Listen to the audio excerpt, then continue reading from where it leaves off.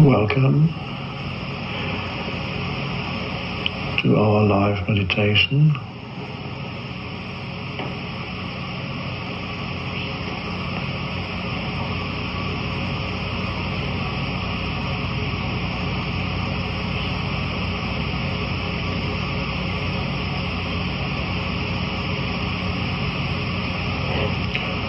For those of you who are joining us for the first time,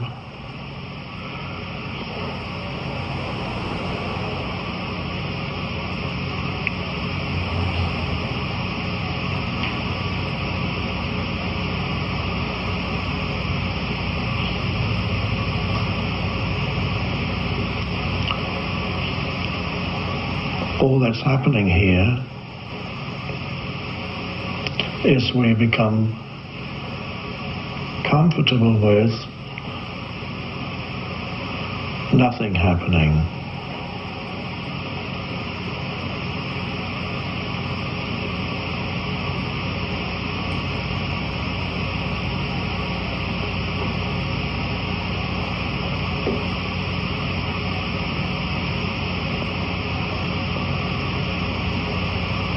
So that we can shift our consciousness from doing to being.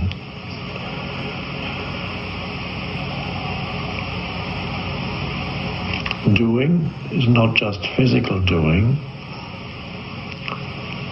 which obviously we are not engaged in right now. Well, the mouth is moving, but that's all. Or you may be twitching a bit, but basically we are sitting or lying.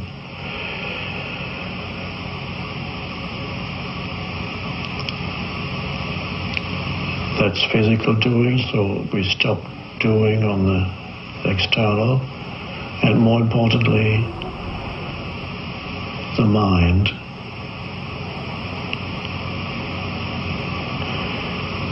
So we are here to experience or get a taste of, or perhaps even more than that, go deeply into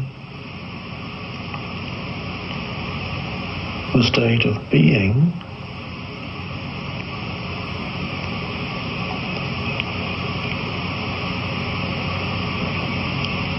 which in itself has no content.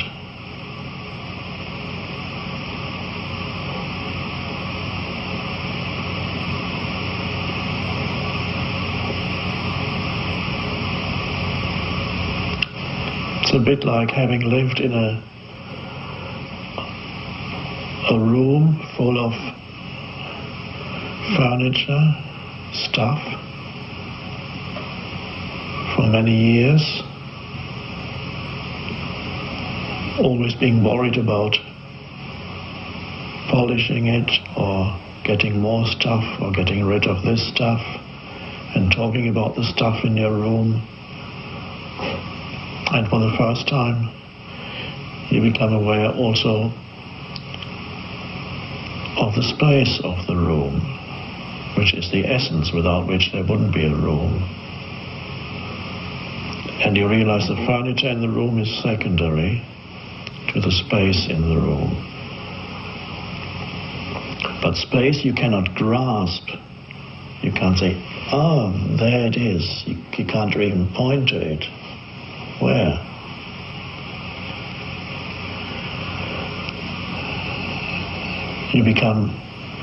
You sense it, you become aware of it, you sense, one could almost say, the presence of the space. Wherever you are now, you can do it. You can sense the presence of the space.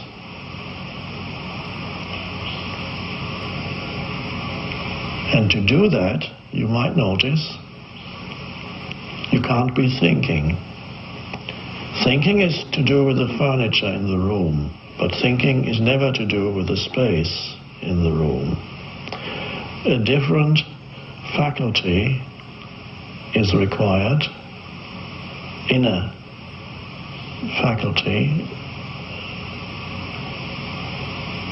is required to sense or to become aware of the space wherever you are. That is not thinking. And most humans still don't know that they potentially have that ability or that faculty.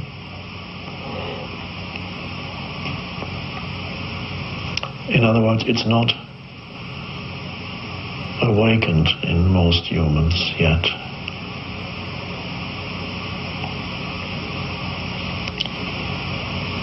And of course we're here for some of you to awaken that, and for many others who are already awake to it, to deepen it.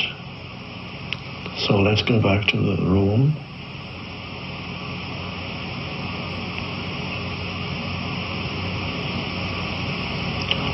When you become aware of the space in the room, you might notice it's a very peaceful thing to be aware of the space. It suddenly becomes, there's suddenly an added dimension to where you are, because before you were concerned with the furniture and whatever filled the room, stuff, and that every bit of stuff has a history. You talk about its history. By the way, may I point out that right now what we're doing, I'm using the room as an analogy for, of course, your mind, but I'm also talking about the room, so we're on two levels here.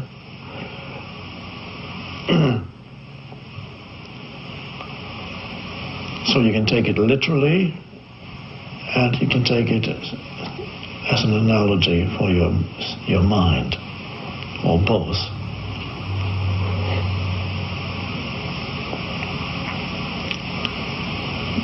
So you may notice that suddenly the room, which is the old room that you've lived in for many years, suddenly becomes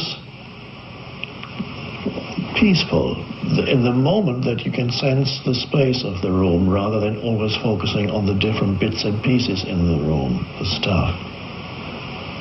Suddenly you take in the totality which transcends what's in it, the spaciousness of it, and it becomes, there's a sense of peace and almost a peaceful presence.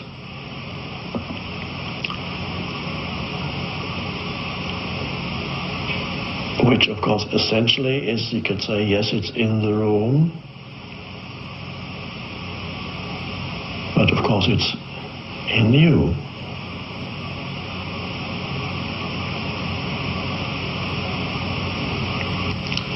In our analogy, the furniture in the room, the bits and pieces, the stuff,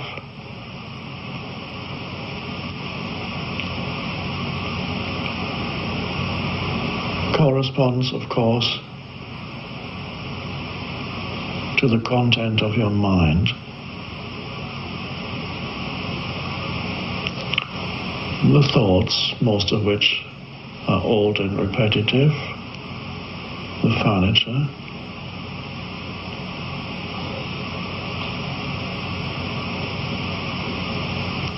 whatever is occupying your mind is the stuff, the furniture.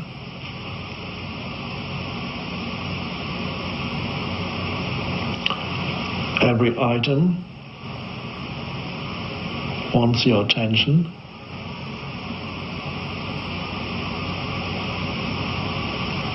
You keep the old stuff alive by continuously giving it your attention.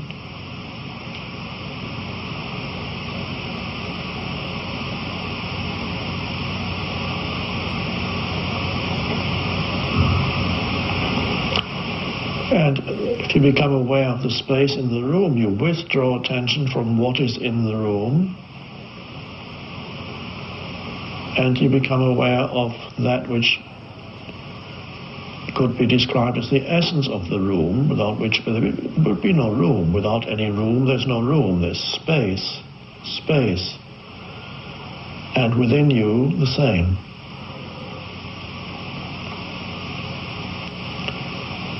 If you don't find the space within you, the spaciousness,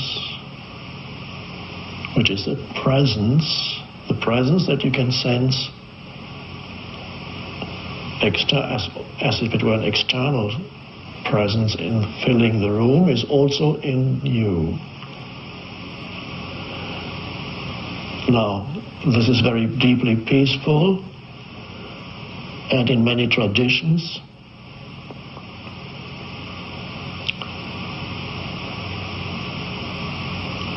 so that's called the presence of God. That all the mystics, whether Christian or Buddhist or Hindu or Sufis, they all point to that. That's not the ideological God.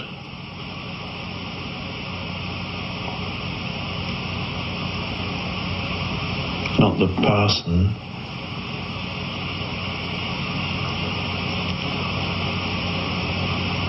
but that which underlies all manifestation, the eternal.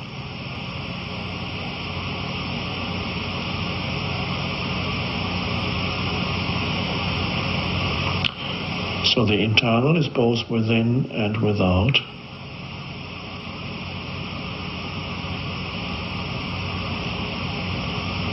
The moment you notice that presence outside of you, you can be out in nature or you can be in a room. You're no longer focusing on individual things. You're focusing on the space between things, one could say. And you sense that as a silent presence. You can't say much about it. If you're a poet, perhaps you could. Some poets have written about it quite beautifully. Sometimes Wordsworth, the English poet, went out into nature and wrote beautiful things, all pointing to that. But the moment you notice it outside of you, it's also within you.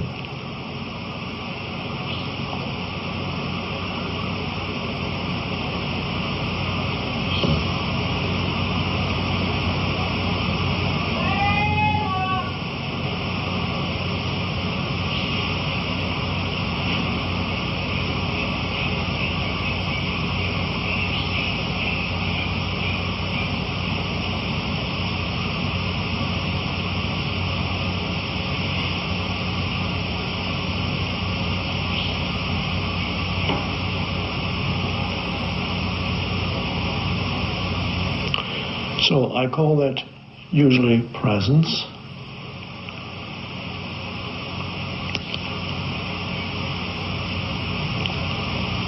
You can call it the presence of God, you can call it divine presence, or you can forget about those terms. The terms don't really matter.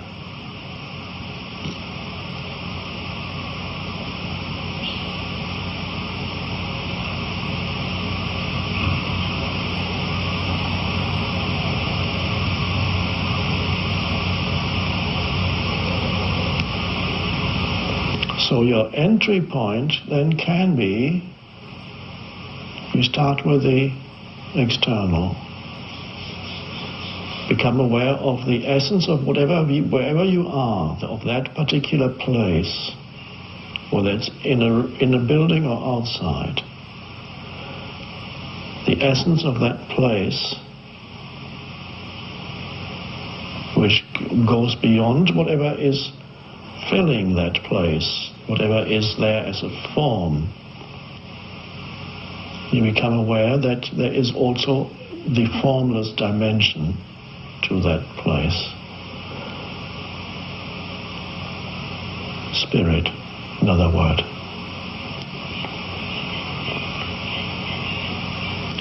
And the more you are able to sense that in your life, the more spiritual you are.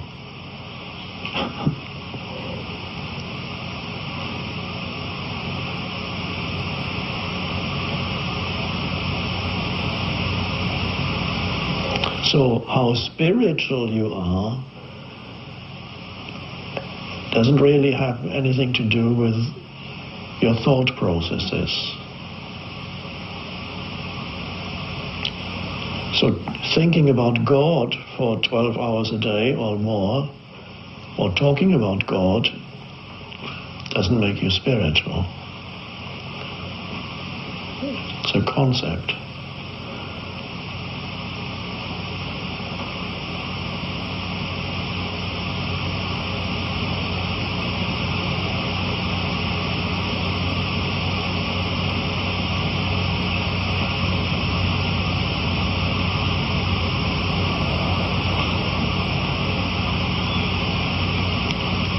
And the test, of course, is always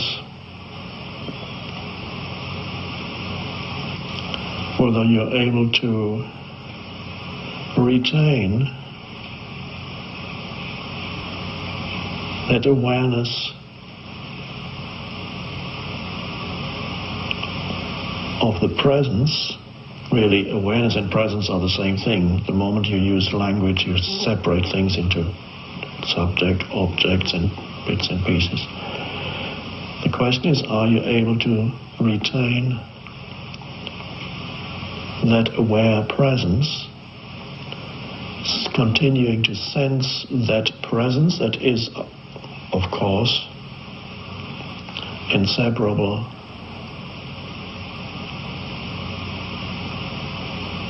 from the essence of who you are, whether you can retain, sustain that when all this stuff in your life, whatever is happening, shouts at you, so to speak. And every bit of stuff in your life says, I matter, absolutely. I demand your complete attention.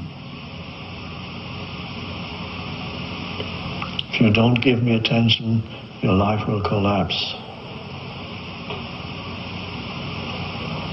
I need you to worry about me, says the stuff.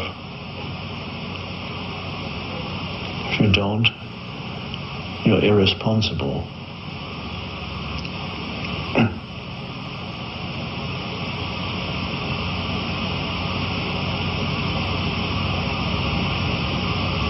Of course, that's not true.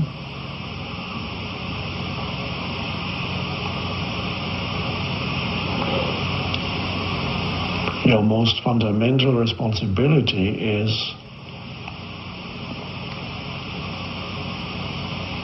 to find that which is beyond the stuff, to access that dimension in you. That's why you're here. That's what the universe wants through you, to awaken to that dimension, to be it consciously. First it seems that it's something outside of you, it's the space in the room, or out here in nature, and then you realize, oh, it's within me too. And it's more essentially me than anything else. That's where the whole feeling of who you are actually originates, in that deep sense of being, of presence. And then it gets mixed up with things, with stuff. And then you sense the beingness through the stuff. Still a little bit, and then a possession can give you a little bit of aliveness. You can sense your car, if you just got it, after a while it wears off. If you just got it, can give you that's a little bit of deeper sense of identity. But where it really, any identity sense of who you, essential self comes from, is from the formless dimension of presence. And for most people, it can only a little bit filter through all the things in their lives. And it's never very satisfying because it's to a large extent obscured and it's mistaken for the thing. It's like having a lampshade and you're mistaking the light that comes through the lampshade. You're mistaking the lampshade for the light. And then you attach yourself to the lampshade and not realizing what you love about the lampshade is the light that shines through it. And then you worry about the lampshade.